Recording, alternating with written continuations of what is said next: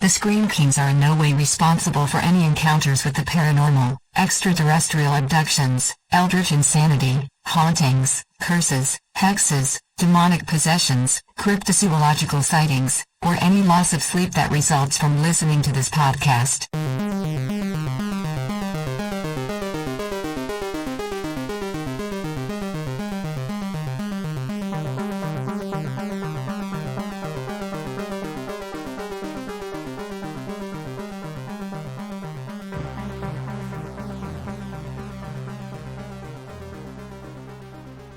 This is the Scream Kings podcast. I'm Nathaniel Darvish. And this is Max George. We plan on retracing the famed 1967 Patterson-Gimlin podcast in our search for Bigfoot. Bigfoot, everybody! It's been far too long. Why haven't we covered Bigfoot?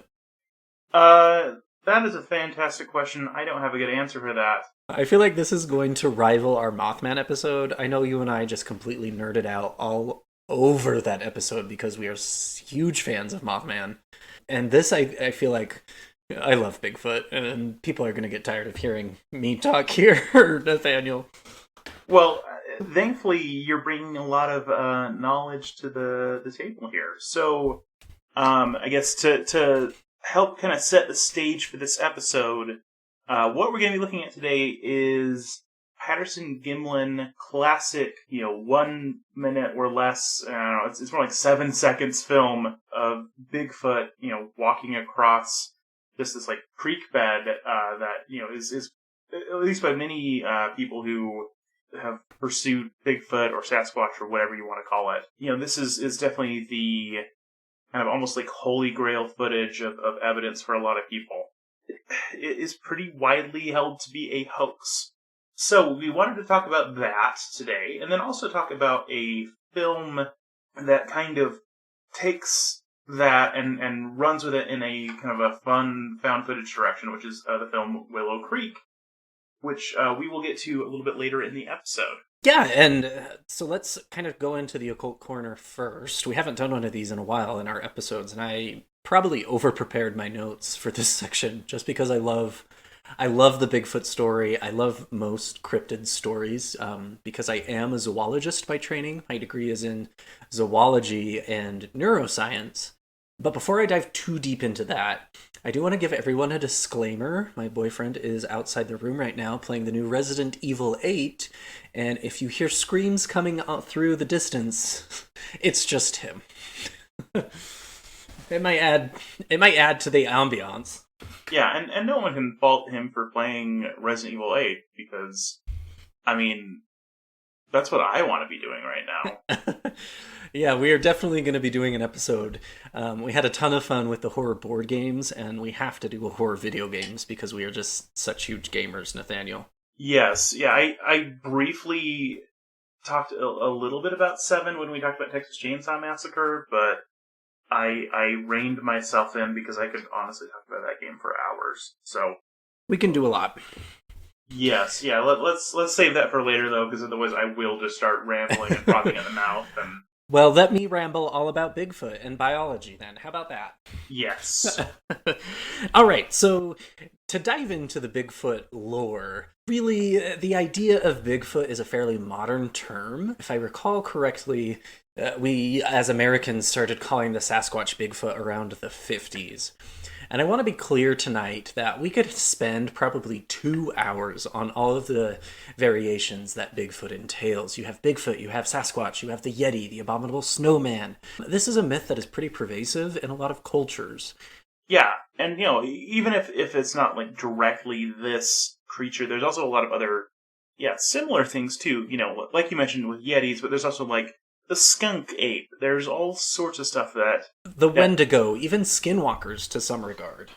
Yeah, and so needless to say, this is a topic that we want to revisit in the future because it's so big, it's so complex.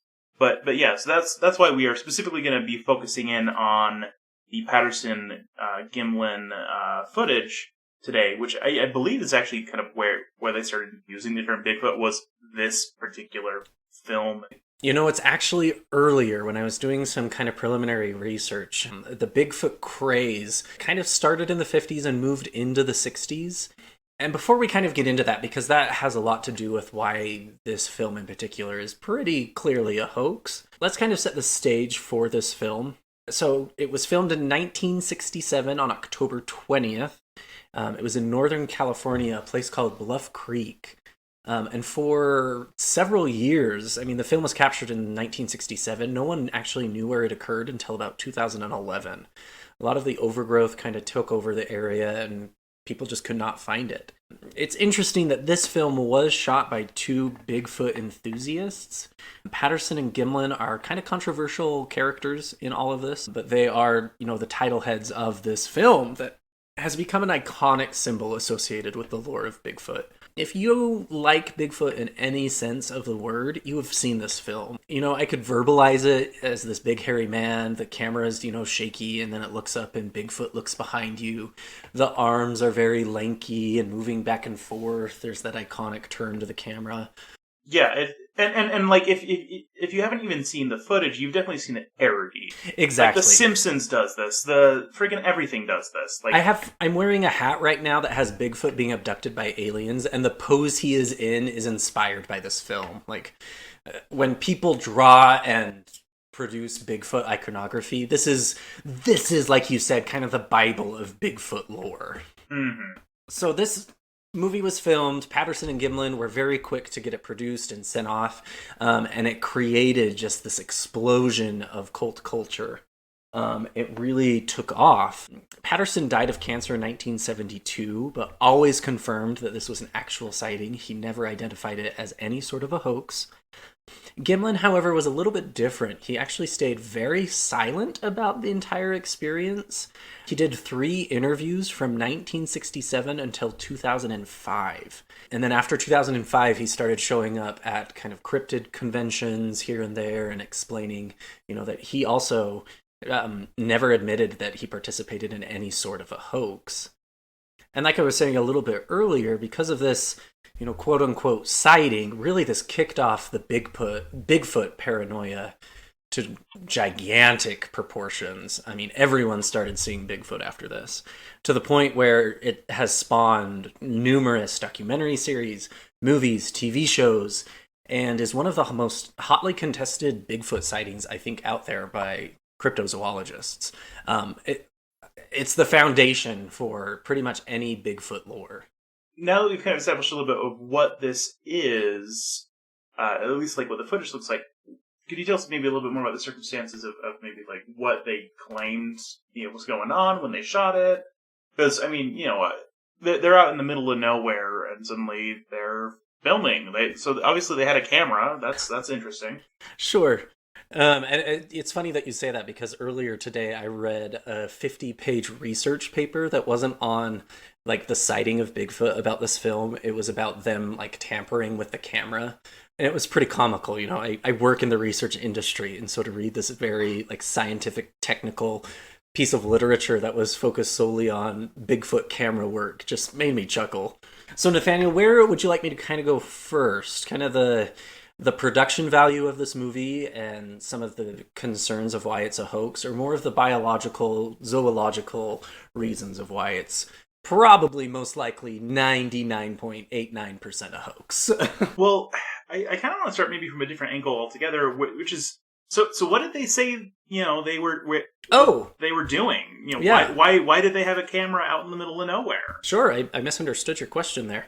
So Patterson himself, like I said, is kind of a problematic individual. And the reason I say that is he was a Bigfoot enthusiast for a very long time before this film was ever captured. And there are numerous reports of him going to Los Angeles and other California sites that are very prominent in the film industry, looking for film actors to be Bigfoot. And he went to a lot of costume shops, and he kind of wasn't very good at hiding that he was very intentional in creating some sort of mockumentary or documentary about the story of Bigfoot or the story of Sasquatch.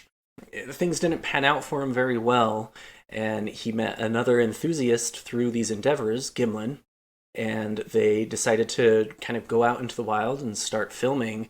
And supposedly, they then capture Bigfoot after all of this legwork and preparation. So really, the core of your question, I think, is they were just two Bigfoot enthusiasts, one of whom who maybe had some ulterior motives originally, that happened to find this cryptid just walking around.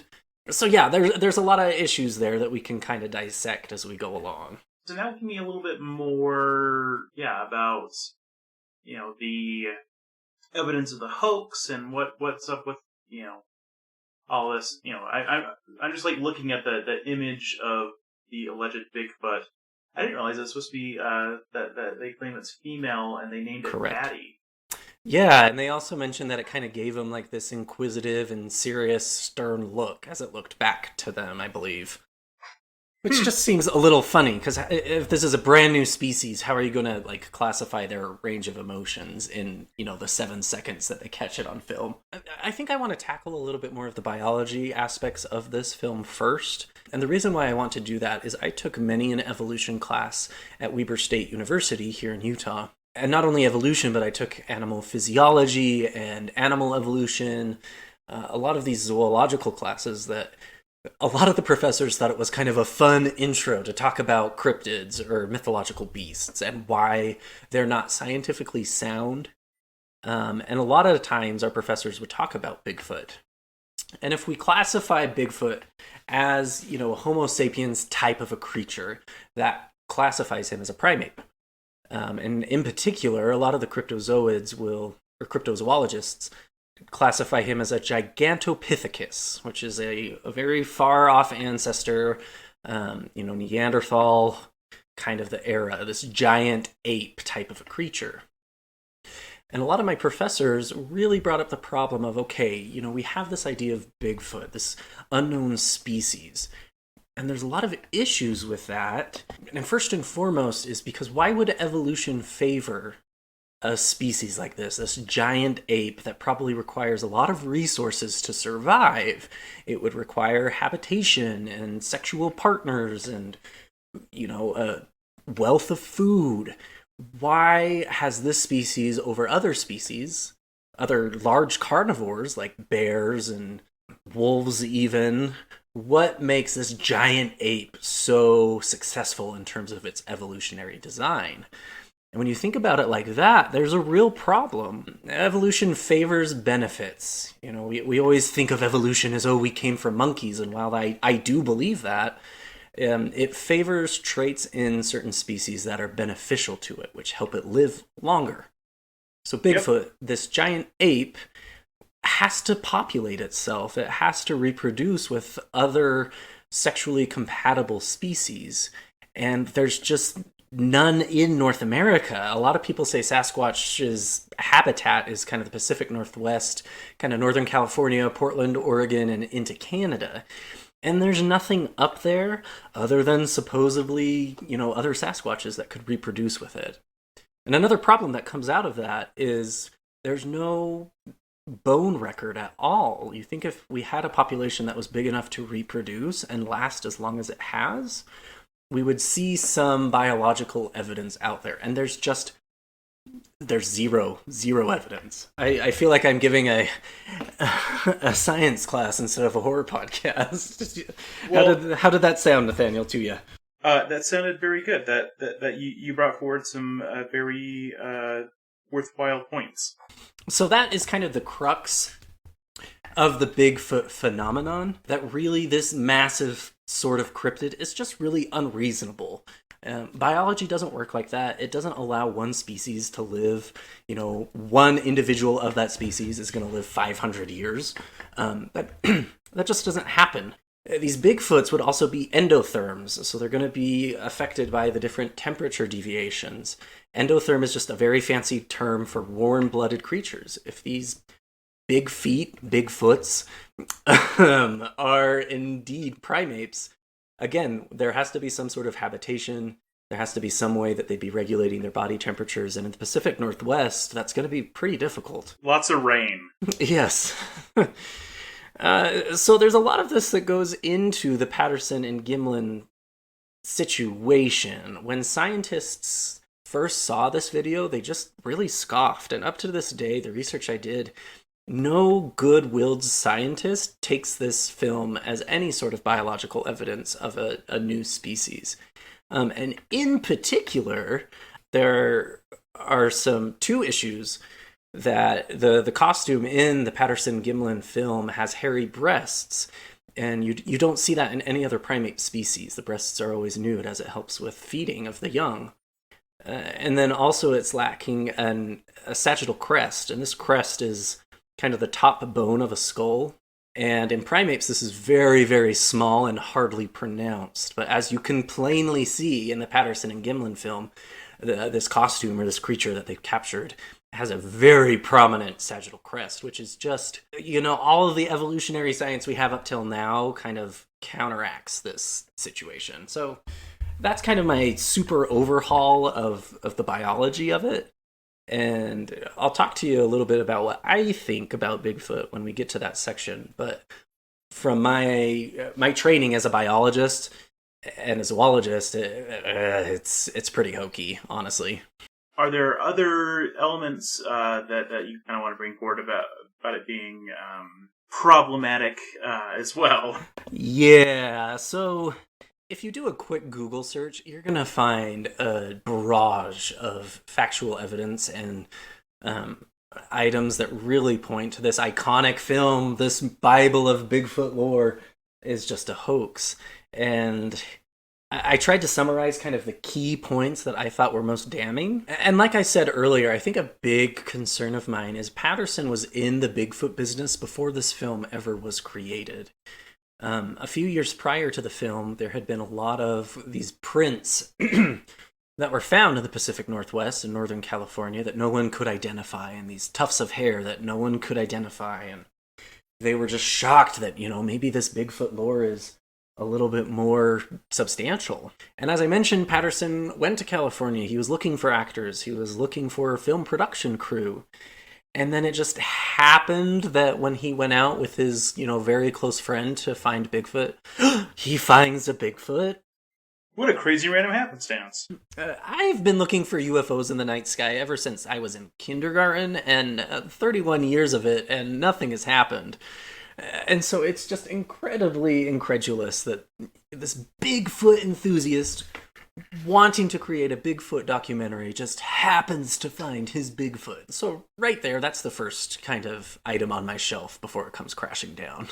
The second thing is both Patterson and Gimlin changed their story multiple times when they told individuals about it. You'd think that such an iconic moment and such a terrifying moment, Nathaniel, can you imagine just being out in the wild and then you see this 8-foot, 9-foot, hairy behemoth just walk by? I'm not going to say that, poop your pants. Why? We've never been a family-friendly podcast before. Okay, you shit your pants.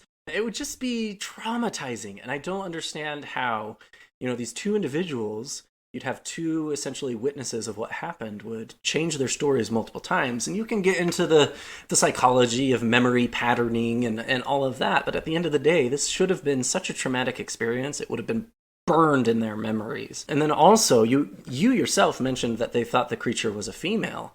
Originally it was male, then it was female, and then it kind of changed again, and it was 6 feet when they first told it, and then it became 8 or 9 feet, and they added the emotional response from the creature, and it just kind of spiraled into a little bit of chaos.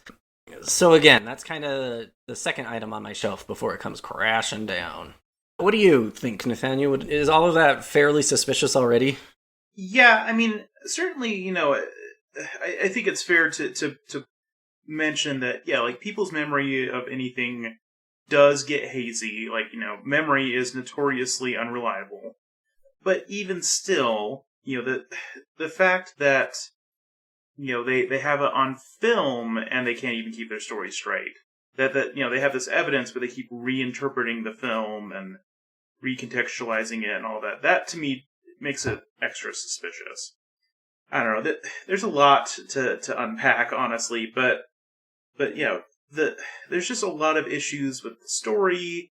There's a lot of, it's just, I think to me the biggest thing is that when things are too good to be true, it's usually because they are too good to be true. Literally. Yeah, and we're going to get into that because at the end of the day, that's how biologists are going to approach the situation. Before we go into there, I want to kind of give you 3 more nails that are they're going to nail the coffin shut here.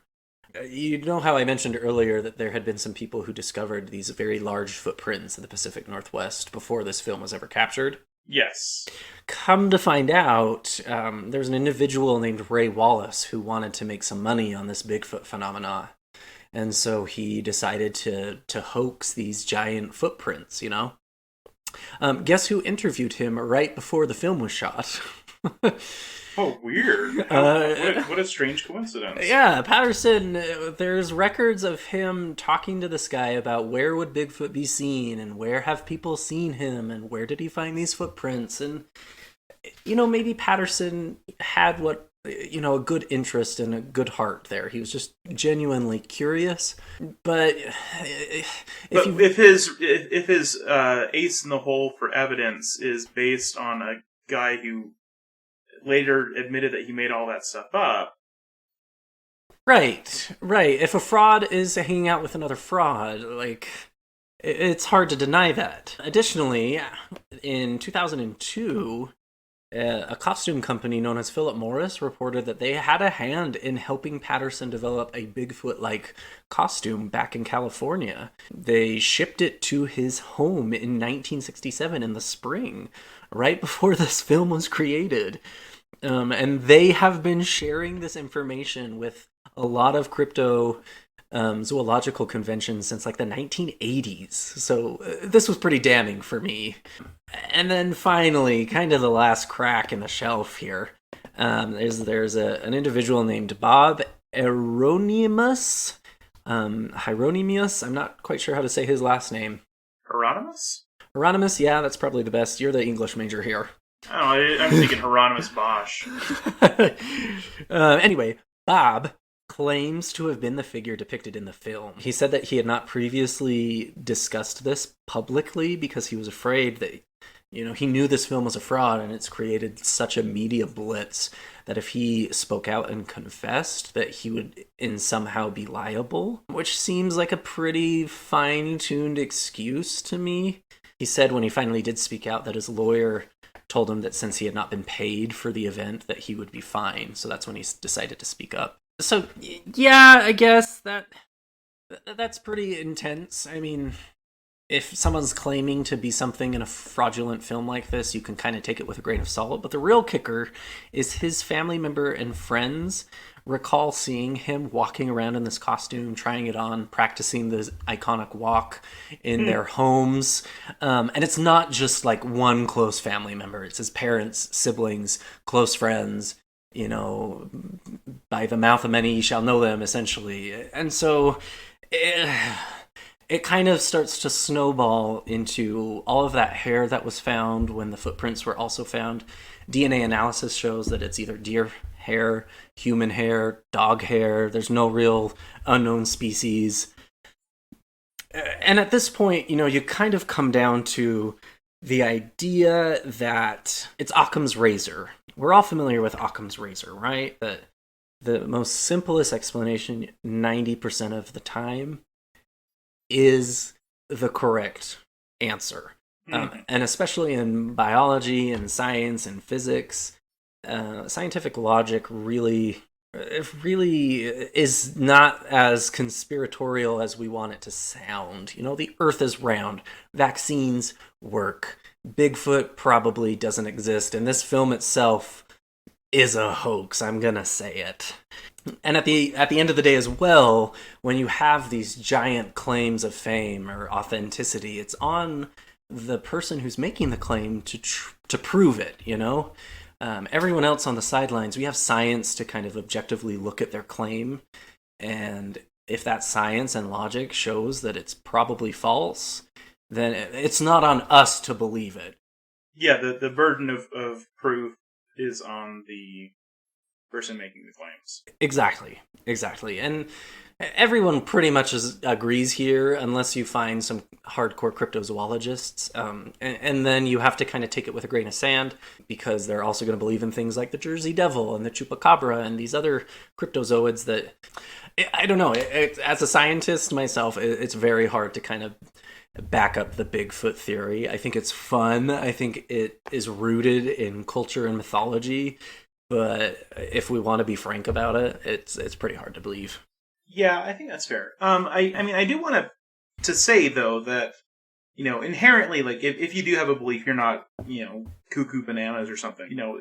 That I find it fun to believe. I find it interesting to believe. I find it worth studying and considering, and at the very least, it makes for an interesting thought experiment. Yeah. What would be the situation in which this could happen? And I think it allows people to kind of become more intimate with science of, okay, it's fun to believe in Bigfoot, but let's kind of take the situation and apply it to the rest of science and apply that scientific reasoning. It makes for a great object lesson. And like you and me, we're occult enthusiasts. We love kind of the spookier, supernatural, paranormal stuff. And Bigfoot, of all other cryptids, is kind of the king. I mean, you have him and his bride, Loch Ness Monster. So I did want to take a quick minute and kind of give people a little bit more, like if you are hardcore believing in Bigfoot, I found a few recent kind of sightings that have a lot more weight to them than the Patterson-Gimlin film. And I've got 4. The first one was in Marble Mountain Wilderness in California. This is Northern California. This is the longest Bigfoot film ever shot. It's 7 minutes. It's very grainy, but the thing that this individual captures is pretty unsettling. You can find the video on YouTube. It very well may be a human. The image is very grainy, but when I watched it earlier today, and it kind of got under my skin a little bit, just because it is pretty eerie. And that might just be, the quality of the film and thinking that this is Bigfoot. I have some bias there. The next 2 huge encounters that actually hold their own really well happened in Utah, Nathaniel, of all places.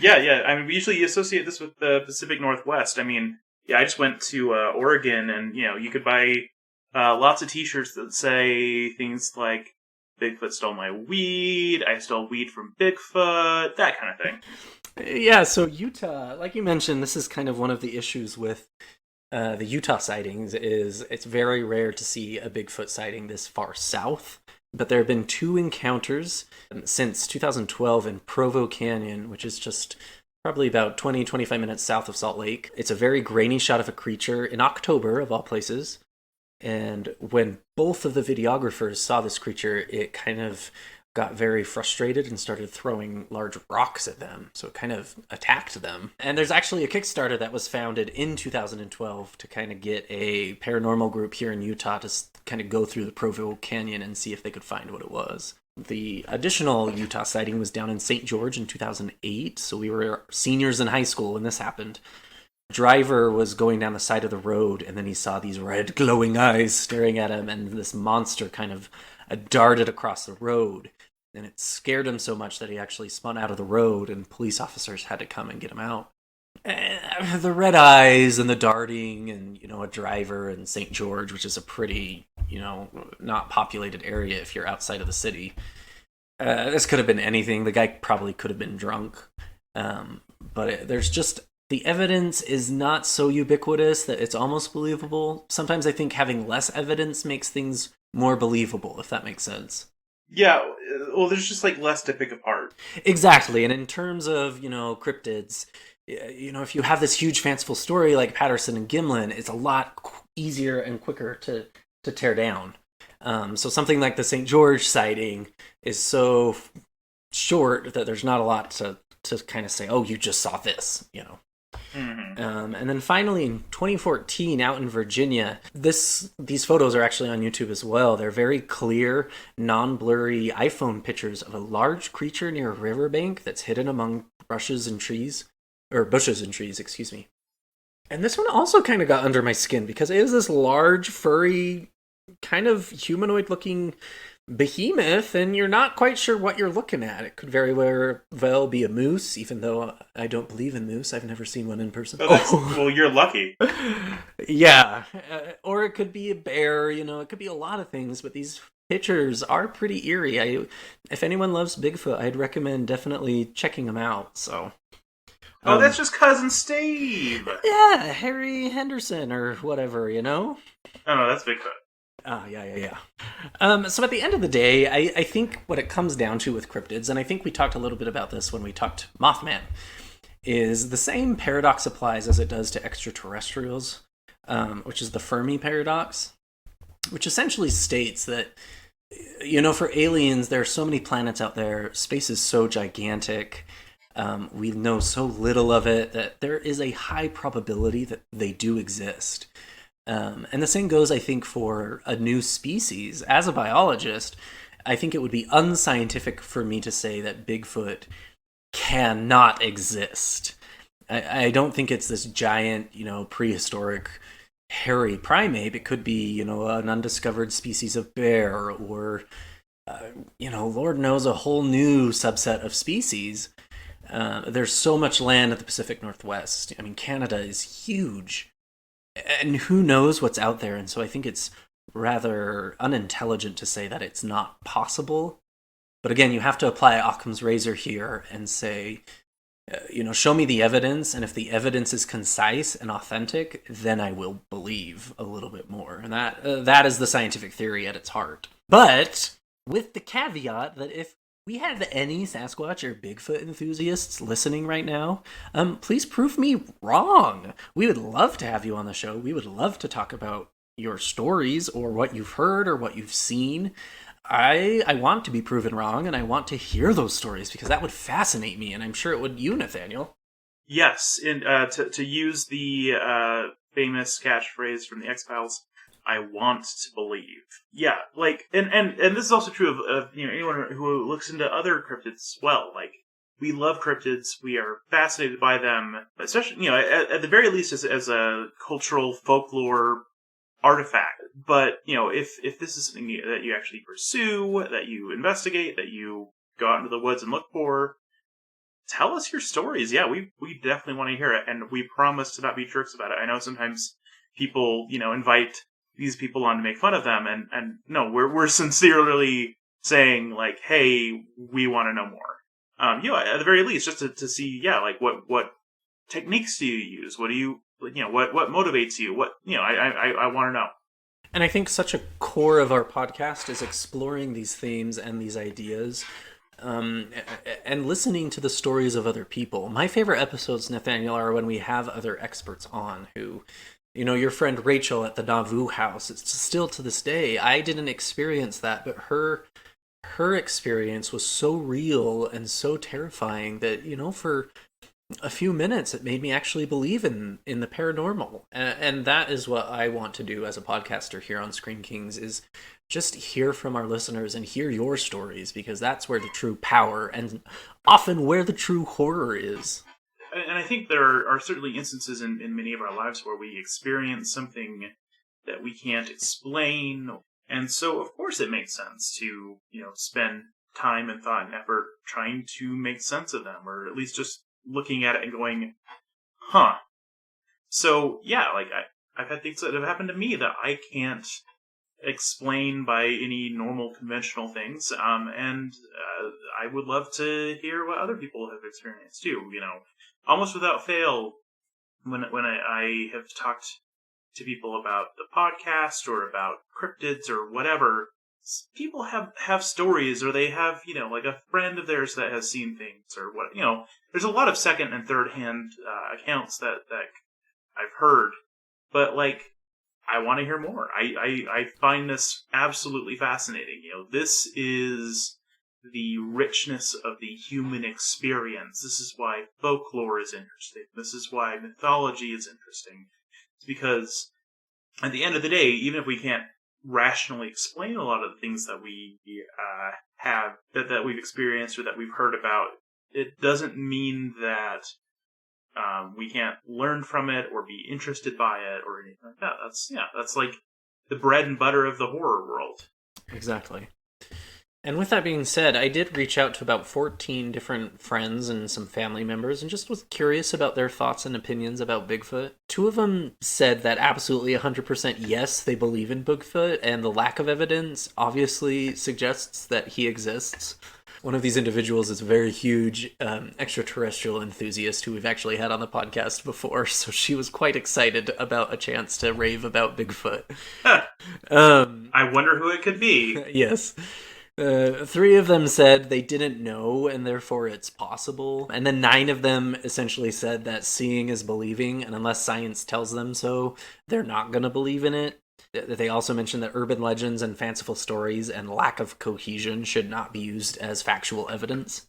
They're a little bit, I think, bitter, but they bring up good points too, especially when it comes to scientific kind of supernatural occult lore like Bigfoot. You know, it's hard to mix science and the supernatural sometimes. And I don't know if I'd even classify Bigfoot as supernatural. I know I've thrown that term around a few times now. Definitely unknown.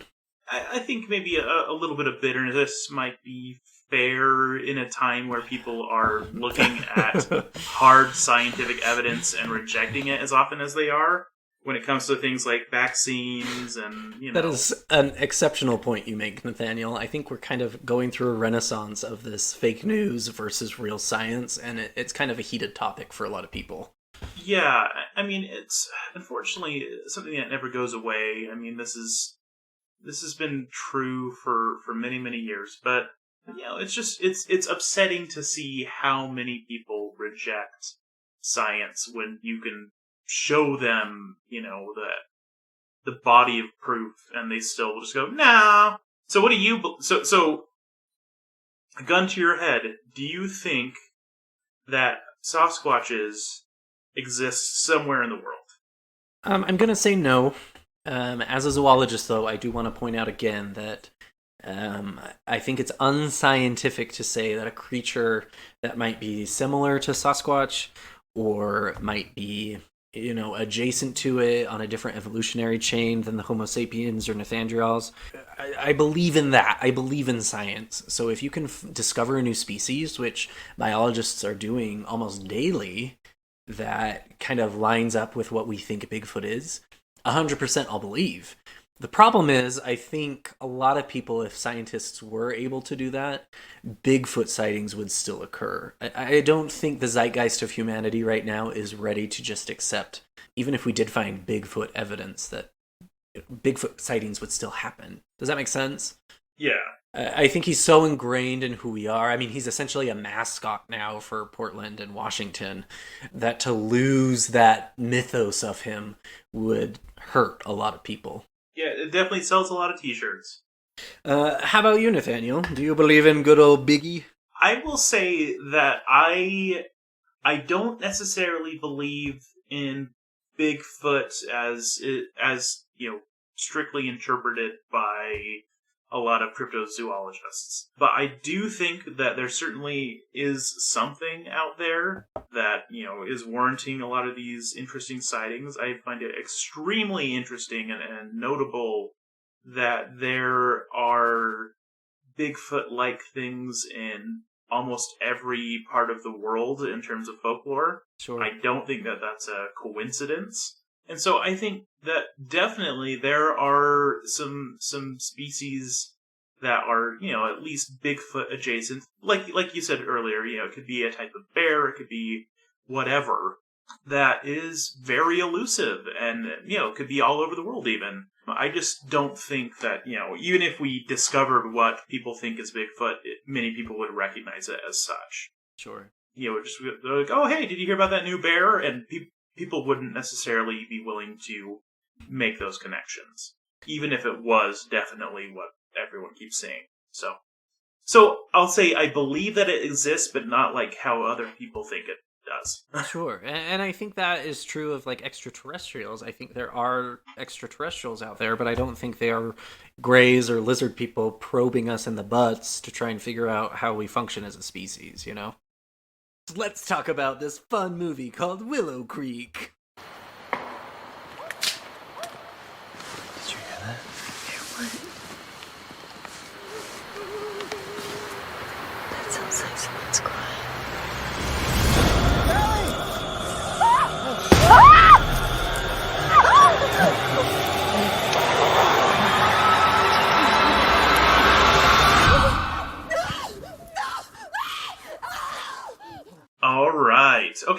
so Willow Creek was written and directed by Bobcat Goldthwait back in 2013. Pause. I for sure thought his name was just Bob, but then I looked it up as I saw that note in our show notes, and his God-given name is Bobcat? His name is Robert Francis Bobcat Goldthwait. Okay, that makes more sense. I was very concerned about his childhood bullying for a minute. I mean, I wouldn't be surprised if it comes from his childhood, as far as when he got that nickname. But no, he so I was just curious because obviously with a name like Bobcat Goldthwait, you have to look into this man. You have almost certainly seen him in something, or at least heard his voice in something. So he is an actor. Has done some producing and directing, obviously. He has worked in television and film, and is mostly known for working in comedy. So, for example, in Disney's Hercules, he is Pain. Oh. So, that was the big one for me. But, I mean, he's been in episodes of Community. He's been in so many shows. I mean, like, stuff going back to the, mid-'80s. Like One Crazy Summer, a bunch of the Police Academy movies, Eek the Cat. Holy cow, I didn't even remember that existed until just now. Apparently, at some point, he decided, hey, I'm going to make a horror movie. I didn't see very many horror-related credits, but, it sounds like he had an idea and went with it. So, yeah, Willow Creek is a found footage movie. Like I said, it was from 2013, and let's kind of dig into the plot summary. Do you want me to summarize that since you've been doing the bulk of the talking this episode? Yeah, give us the plot, and then maybe I'll give some trivia about the film that I found. Yes. Okay, so this is a very straightforward movie. Basically, we have a couple in their mid-20s to 30s. I don't know, the vague, young, attractive couple. So we have Jim and Kelly. And Jim is a cryptid enthusiast, especially with all things Bigfoot/Sasquatch. And so he is basically making a documentary film that, is the basis for all of this found footage, where he is, trying to, see if he can obviously find one, or at the very least, make a pilgrimage out to the Patterson-Gimlin film site. Which, as I mentioned when we were talking about the actual Patterson-Gimlin film, is kind of out in the middle of nowhere in the woods in Northern California. The first part of the film was just them, kind of going around town, filming by all of the fun Bigfoot statues, and there's eating Bigfoot burgers and all of that kind of fun stuff. They even And this is really fun because if you've been to the Pacific Northwest, when I went to Portland and Seattle, this is all over the place. One of my favorite pictures of me and my siblings is of this 20-foot giant Bigfoot statue where we got Bigfoot burgers, and it's very part of their culture. It's definitely made a whole tourist industry out of it, especially right close to this iconic hoax film site. And so that's the first major section of the film. Finally, they actually go out into the woods. When they go out into the woods, initially they are there's some guy who tries to force them to leave because, of course, you always have some angry man yelling at people. And then, but they end up taking a different route. They're getting, going through the woods. They're getting pretty close to the Patterson-Gimlin site.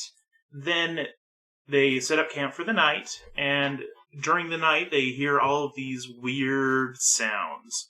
Specifically wood knocking, which is something that, people claim is something that Sasquatches do, just knock pieces of wood together loudly. Also these whoop noises, kind of hooting at each other, and it freaks them out. And then finally, as the night goes on, something starts poking at their tent, and the noises are much closer, and it seems like some sort of creature is right there.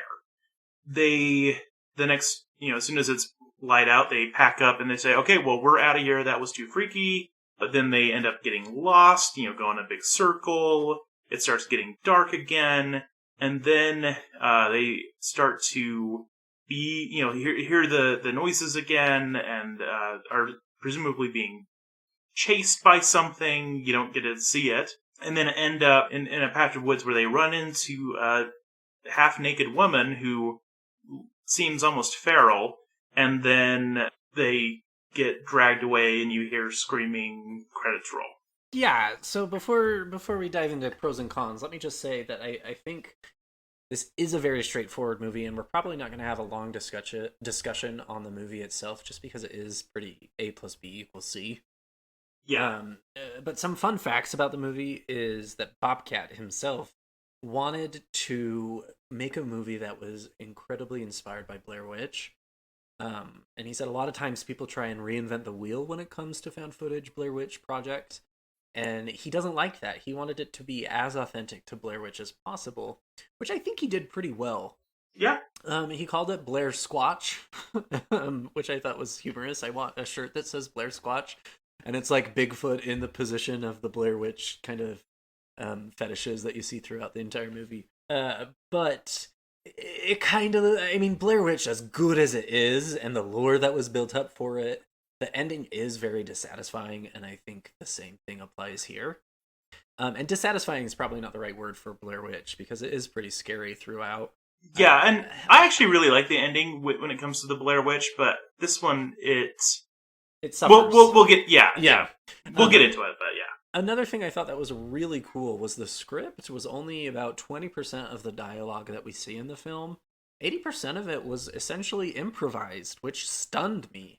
Because one of our highest praises of the film is the acting felt very authentic and very real. Of course, this film, is it Jim? I just spaced his name. Yeah, Jim is looking for the Patterson-Gimlin site, and so a lot of the lore that we learn about Bigfoot is rooted in the iconic film, which is fun. I mean, I don't know if that's a fun fact, but it's just very apparent.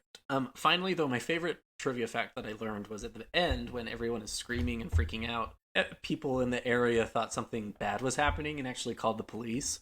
And so the police arrived on site, and there's this girl who's all emaciated, tied up, and, these two characters who are obviously very emotional because they're trying to act, and the police got a laugh out of it. They thought it was awesome. So I thought that was really cool. That's fantastic. All right, so we've kind of alluded to a few things. Really, you and I both love found footage, and I think this one in particular just captured me from this very get-go. I don't know what it is about found footage. I know we've had this discussion before, Nathaniel, but I just get so enthralled. I don't know. It just, I can't take my eyes off of it. Well, I think why found footage is effective is because found footage is taking away one layer of falseness between you and the film you're watching that's usually there. So it makes it feel more realistic, which makes it easier to get immersed in it. It's easier to believe the story if it's presented in a way as though it were true. It's the same reason that, a lot of times, we can watch these ridiculous shows on, I don't know, Sci-Fi Channel or whatever that are, ghost hunting and stuff, because it's presented as though it's giving us something that is factual. It doesn't matter if it's real or not. It feels real. It has truthiness, to use Stephen Colbert's word. And so, yeah, that makes us invest because it feels like we could be there with them. More so than the sheen and veneer that we usually get in the more conventionally produced film. And I think when actors like what we see in Willow Creek are so authentic, so raw, and very relatable, it just draws you in even more.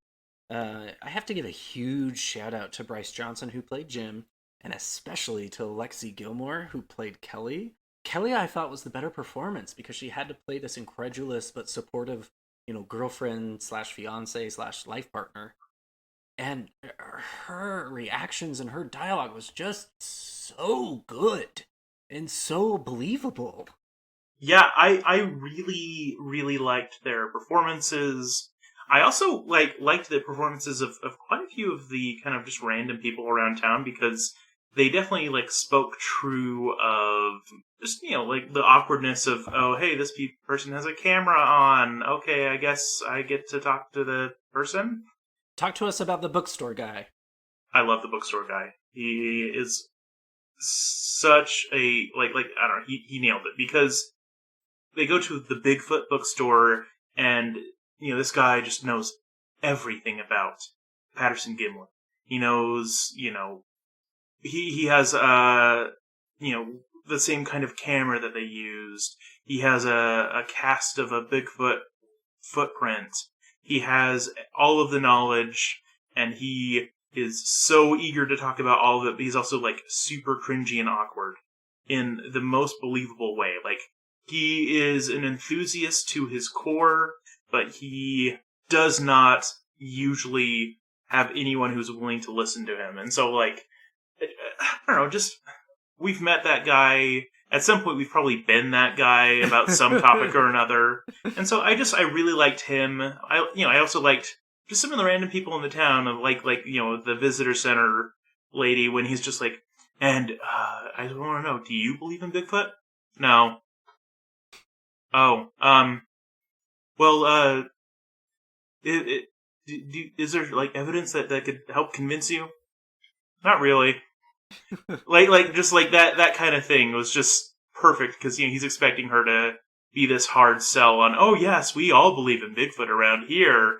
No, just, I don't know. I love that. But another thing I really loved, going back to the main two characters, is that their relationship felt authentic in a way that I don't often see in movies, where, like, you did see that they, like, cared about each other and they tried to support each other, but they also, like, had very, like, genuine, like, bickering, and, you believe that they had been a couple for a while, and they, did care about each other, but there were things that drove each other nuts, and they have to try to roll their eyes and laugh at each other and all that. And so, I don't know, like, it felt very real in a way that you don't usually see. It's usually too perfect or too fighting or whatever, and you're like, I don't believe it.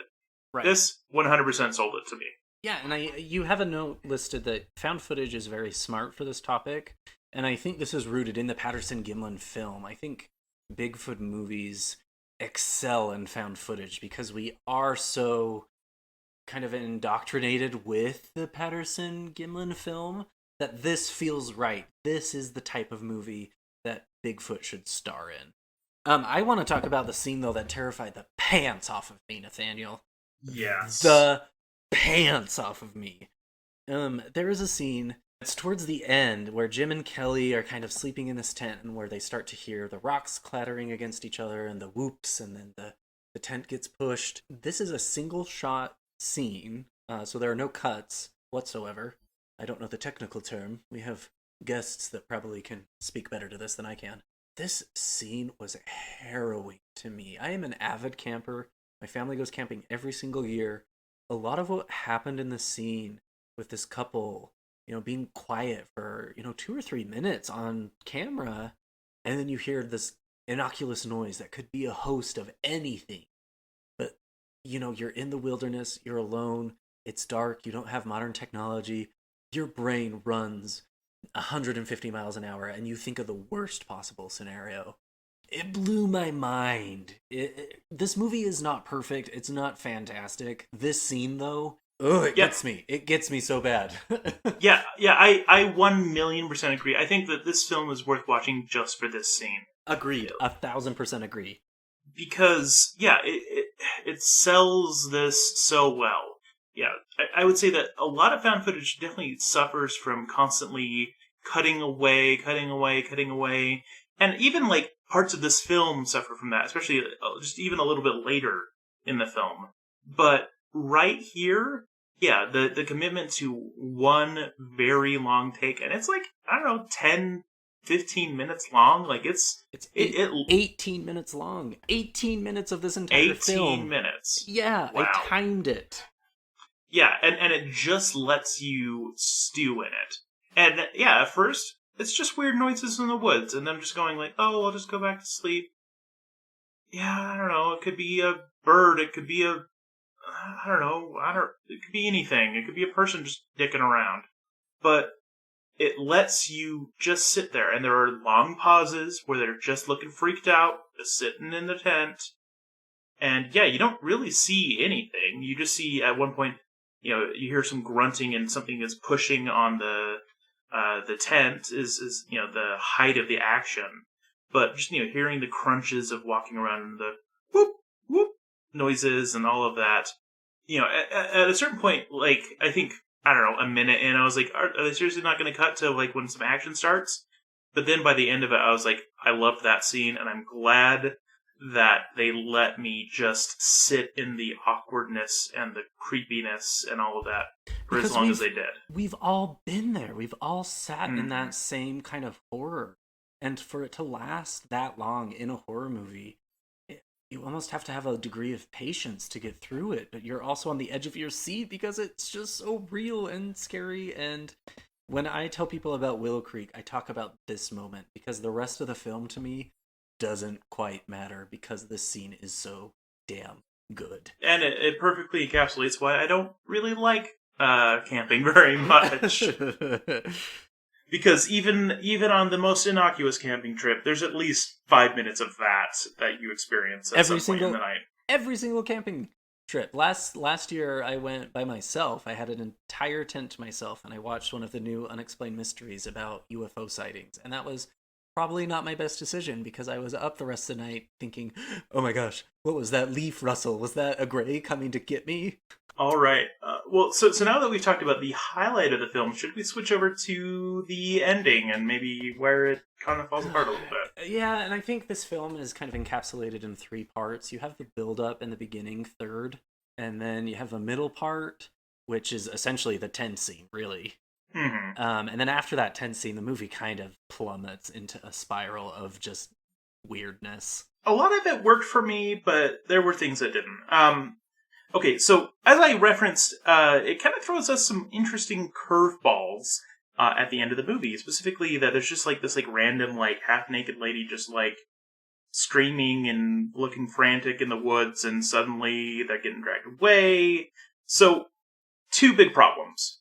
The first one is really, if this is a Bigfoot movie, and it clearly is from frame 1, the promise that you're making to the audience is that we're going to see Bigfoot. We're going to see a Sasquatch. It doesn't, and to me, that doesn't have to be long. It doesn't have to be, some huge crazy reveal. But I want to see, I don't know, at least like some teeth and claws or something. I don't know, something. But yeah, the closest we ever get is some hair and some footprints and some noises and screaming from the characters in reaction to it. But we never see anything. And especially also all of these references to the Patterson-Gimlin one. I'm sorry, that film showed us Bigfoot. That's why it's famous. And so I needed to see Bigfoot. It just needed to be a small second. It could be 7 seconds of Bigfoot. I would have been happy. But we never do. And that's a big promise that they made me that was broken. If this film was inspired by such an iconic Bigfoot lore film, we had to have at least gotten that moment where we see something. It did a real disservice, I think, and I know Bobcat was trying to do a Blair Witch kind of a thing with it, but in the Blair Witch Project, we end with something. And this movie, we end with really nothing other than screaming and kind of this disoriented, drunken revel of a few flashes of some, kidnapped girl. I don't know. It was bizarre. And I got a little confused too, and you and I exchanged some text messages about this because Jim and Kelly seem to have gotten lost, but also there was this weird kind of undertone of maybe they were losing time somehow or just going in this giant circle. But they were so authentic up to that point. I didn't think the circle idea was very plausible. I mean, when people get lost in the woods, going in a big circle is something that does happen to a lot of people. Right, but they just seemed smarter to me than that up to that point, Like they had prepared for this. This was Jim's dream. You think he would have at least gotten his orientation merit badge. Yeah, that was the problem I had, was that, like, at no point at all do they just, like, bust out a compass. He just, like, knows where to go. And, I don't know, I just don't think that they would have gotten as far as they did into the woods without, at some point, going, so do you have a map? Do you have a compass? Do you have GPS? Anything? I mean, this is 2013. Like, you gotta have something. And then, like you mentioned, towards the end, we see this woman who we saw earlier that had been kidnapped, and she's tied up and, nude. which I just felt was weird. And at the end of the day, you could make an argument that Bigfoot was never even the cause of any of this, that it was this, it could be crazy psychopaths in the forest or, serial killer. It could be a host of things. From the research I was able to do about the film, it seems like, the general interpretation is kind of pulling from some things in Bigfoot lore where people say, oh, they'll take human brides or something. They'll kidnap women and, make them do unspeakable things and to continue their progeny or whatever. And there is like a little hint about this woman missing, but it's talking about a lot of people missing, and they like made some like stupid jokes about this woman's missing poster at some point earlier in the film. Like, I didn't realize it was her. They should have maybe, I don't know, made that scene a little bit more meaningful, or, showed me her more clearly, or, I don't know, just made it more obvious that was who that was. But also, yeah, like, when we have this kind of weird misdirect of this, angry guy who yells at them to get out of the area, and go back to town, and it's just being a total a-hole. Yeah, there was no context there. Like, why? What was he doing? Were they on private property? Was he related to this Bigfoot phenomenon? Yeah, if he even gave any reason whatsoever, then I think it would have made more sense. But yeah, like at the end of the day, I was like, am I supposed to interpret this that Bigfoot kidnapped this woman, or that she was lost in the woods and is just also tramping through the woods? Or maybe she's been kidnapped by this angry man or some associates of this angry man, and they're just trying to keep people out of the area so no one knows what they're doing. How am I supposed to interpret this? Are they just using, and I think maybe that's the point, is for me to interpret this 100 different ways and go, oh, I just don't know what to believe. It didn't do it the right way. I think Midsommar does that in some regard. Is it paranormal? Is it just drugs? Is it this weird cult? Like, it allows you to take the plot and interpret it your own way. But Willow Creek was about Bigfoot. There was no question about that until the last 20 minutes of the film. And so it left you feeling like, wait, what the hell? What was this movie really about then? And again, just going back to the fact that, if you're going to promise me Bigfoot, I have to see Bigfoot. Yeah. Or I have to see clear evidence of the contrary. And I think that is the biggest knife in this movie, is that right there. It is Willow Creek, the content is about Bigfoot, and at the end of the day, we got little Bigfoot. We got some whoops and some rocks, and a tent that rattled. It just, even at, I don't know, it's just such a shame that, if the movie had ended with the tent scene, if suddenly it had torn through and just ripped them apart, roll credits, would have loved it. Agreed. Would have no problems. Absolutely. I would have been 100% sold. That was a great movie. Does not matter if it was ridiculous. And even if I got a good look at Bigfoot, if I saw some Bigfoot claws, yep, I would have been like, yep, great movie. Recommend it. Everyone should go see this movie. All right, let's rate it, because really the ending kind of slammed the movie into the ground. So, Screams, what would you give it, Daniel? I would give it a 4, and all 4 of those are basically just for that tent scene. I gave it a 5, just because I've encountered that situation so many times. I remember being little and my grandfather telling us this crazy story of this animal he heard walking on 2 legs, and then when he kind of yelled at it, it ran away on 4 legs. And I think about that every time I sleep in a tent now, and just that tent scene just will stay with me always, forever when I camp. So again, a 5. It was intense. Oh! Ah! You get 10 crowns for that pun, Nathaniel. Aww. But this movie only gets 6.5 from me. Yeah, I gave it a 6. The ending, had the ending been better, it probably would have boosted up to an 8. Yeah, same. That ending kind of, as Nathaniel famously says, crapped the bed. All right. Do you have a little quick Studying the Strange you'd like to share? Yeah, this is also a segment I have not done in a while. So I just wanted to briefly highlight a Sasquatch-related horror novel I read recently. It came out last year by Max Brooks, who is most famous for his zombie-related books, World War Z and the Zombie Survival Guide. So By the way, fun fact about Max Brooks, he is Mel Brooks' son.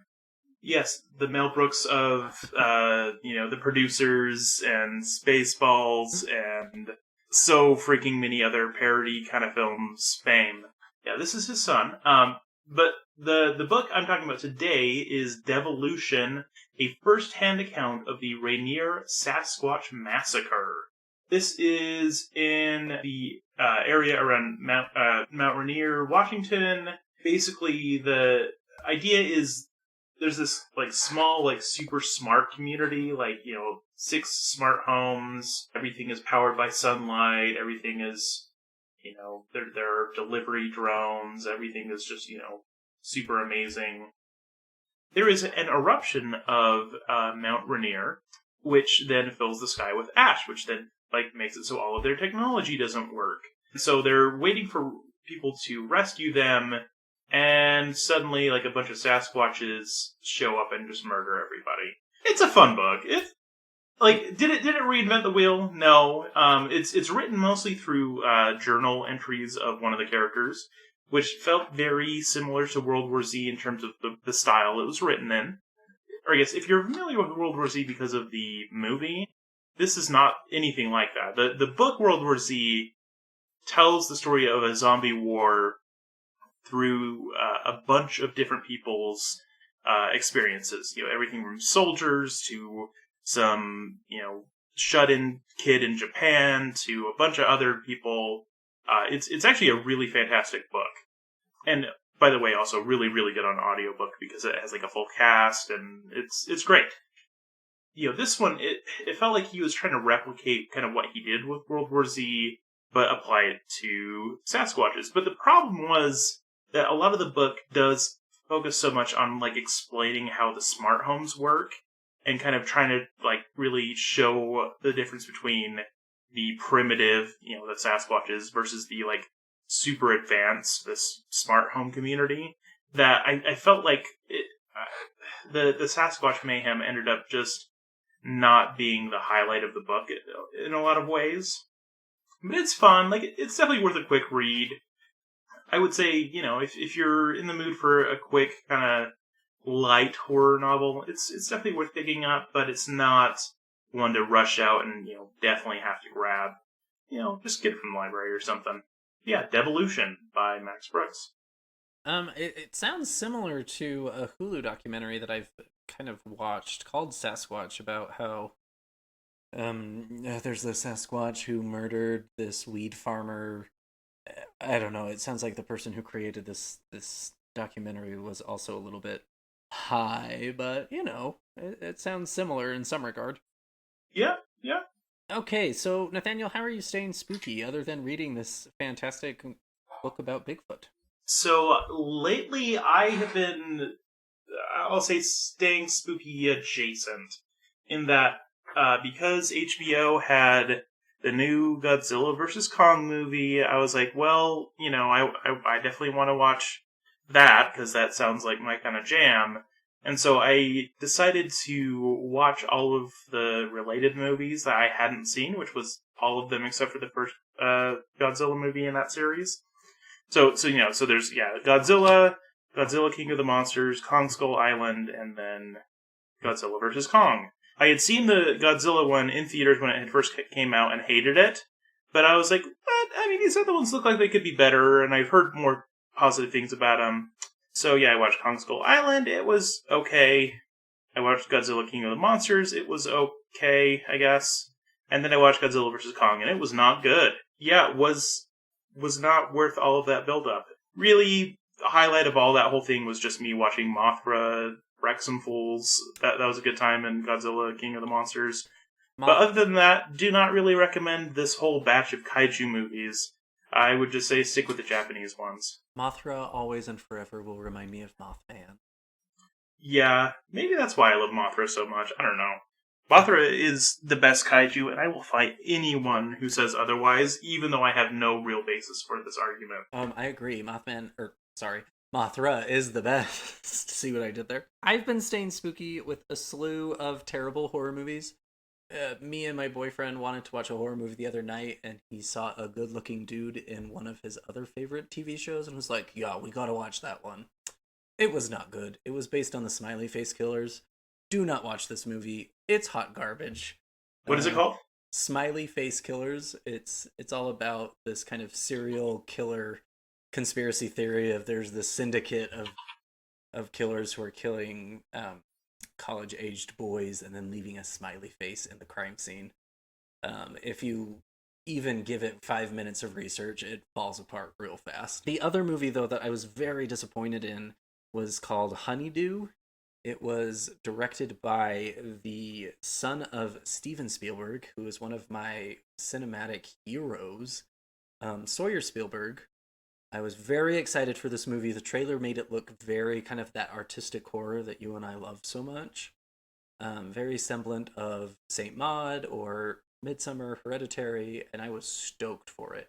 And it was rough. Artistically and cinematically, it was very beautiful, but the plot just made zero sense, and it was trying too hard to be artistic, I think. So hopefully our sweet little baby Sawyer Spielberg can try again and do something a little bit better, in my opinion. So he was an actor in it, right? Correct, yeah. He starred in it, and then he also directed. I've seen a director is listed as someone else on IMDb. Devereaux Milburn. Oh my gosh, maybe I have it backwards. Thank you for fact-checking there. Oh yeah, no, I was just looking it up to see what the heck it is because I hadn't even ever heard of it, so... Yeah, it's about this, like, wheat fungus called sorbico, but then turns into this weird pseudo-religion kind of ma and pa. I don't know, it felt like an homage to Texas Chainsaw Massacre, but did it in a very not great way. Well, I think this is an incredible episode, and again, if you are a Bigfoot enthusiast and you have some amazing evidence or amazing stories or just disagree with us, please let us know. We'd love to interact with you. Yes, please, message us on Twitter, Facebook. I might see it if you message us on Facebook, though it's not the strongest way to connect with us. Shoot us an email, just whatever. All of our contact information's on our website, so... ScreamKingsPodcast.com. Stay spooky, friends. Stay spooky. Need even more Scream Kings? Here's our obligatory shameless social media plug. Follow us on Twitter or Instagram at ScreamKingsPod. You could also email us at ScreamKingsPodcast@gmail.com. Help us reach a wider audience of horror fans by leaving a review on iTunes or by sharing a link on social media. You can also support the show by going to patreon.com/ScreamKings. Stay spooky.